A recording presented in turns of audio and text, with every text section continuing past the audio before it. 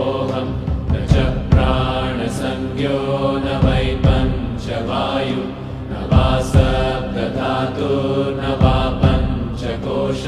न वा पाणिपादं न चोपस्थपायु चिदानन्दरूप शिवोऽहं शिवोऽहं चिदानन्दरूप